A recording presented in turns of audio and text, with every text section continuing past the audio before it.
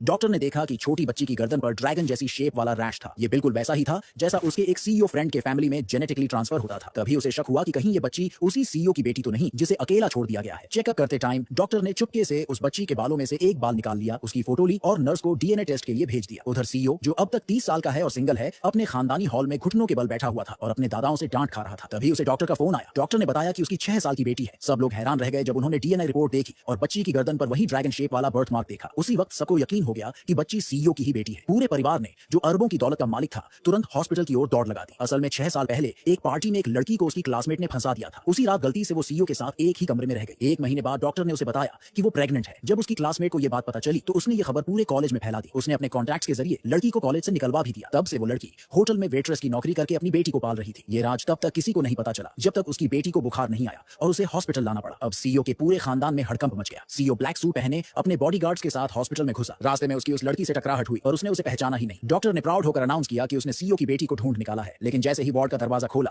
अंदर कोई नहीं था। सबको समझ आ गया कि लड़की और उसकी बेटी पहले ही वहां से निकल चुके हैं। सीईओ ने तुरंत अपने बॉडीगार्ड्स को हॉस्पिटल के सारे गेट सील करने को कहा। किसी भी हालत में उन्हें ढूंढ निकालने का ऑर्डर दे दिया। इसी बीच सीईओ का दादा, जो कि चलने में थोड़ी परेशानी झेल रहा था, हॉस्पिटल के रास्ते में था। तभी एक फीमेल ड्राइवर ने उसे रोड क्रॉस करते हुए टक्कर मार दी। ड्राइवर को ये तक परवाह नहीं थी कि वो घायल है या नहीं। उल्टा वो उसका मजाक उड़ाने लगी कि उसके पास हॉस्पिटल का बिल देने तक के पैसे नहीं होंगे। तभी अचानक छोटी बच्ची वहां आई और बोली कि ये तो ज़ीब्रा क्रॉसिंग है और गलती ड्राइवर की है, उसके दादा की नहीं। ये सुनकर ड्राइवर गुस्से में आ गई और बच्ची को सबक सिखाने आगे बढ़ी। उसी वक्त बच्ची की मां वहां पहुंच गई, लेकिन उसे ये पता नहीं था कि वही ड्राइवर उसकी पुरानी क्लासमेट है जिसने सालों पहले उसे फंसाया था। लेकिन उस औरत ने कहा कि वो पहले ही पुलिस को कॉल कर चुकी है और ड्राइवर को कहा कि तुरंत यहां से निकल जाए, वरना ट्रैफिक रूल्स के हिसाब से पैदल चलने वालों को रास्ता न देने पर पूरी गलती उसी की मानी जाएगी। उसे 200 युआन का फाइन देना पड़ेगा और उसके 2 लाइसेंस पॉइंट्स भी कट जाएंगे। ये सुनकर पुरानी क्लासमेट को बस गालियां देते हुए वहां से भागना पड़ा। जब दादाजी को उठाकर खड़ा किया गया, उन्होंने उस समझदार सी बच्ची को देखा और सोचा कि अगर उनकी परपोती मिल गई है तो वो जरूर इस बच्ची जैसी ही स्मार्ट और प्यारी होगी। उसी टाइम सीईओ भी वहां से गुजरा और एक बार फिर उस औरत से टकराया। उसे फिर से एक जानी पहचानी सी फीलिंग आई, लेकिन वो पहचान नहीं पाया। 3 दिन बाद औरत को काम से निकाल दिया गया क्योंकि उसने बेटी को हॉस्पिटल ले जाने के लिए छुट्टी ली थी। फिर वो किसी नई जॉब की तलाश में सीईओ की कंपनी में इंटरव्यू देने गई। लेकिन उसे क्या पता था कि इंटरव्यू लेने वाली वही पुरानी क्लासमेट थी जिसने उसका रिज्यूमे वहीं फाड़ दिया और कहा कि इतनी गिरी हुई औरत को उनकी कंपनी कभी हायर नहीं करेगी। उसी टाइम सीईओ वहां से गुजरा और जब उसे पता चला कि यही औरत उसके दादाजी की जान बचाने वाली है तो वो तुरंत मीटिंग रूम में घुसा, माफी मांगी और कहा कि औरत अपनी बच्ची को साथ लाकर काम कर सकती है। औरत की खुशी का ठिकाना नहीं रहा। अब उसे अपनी बेटी की स्कूल फीस और देखभाल की टेंशन नहीं थी। लेकिन उसे क्या पता था कि उसकी पुरानी क्लासमेट के दिल में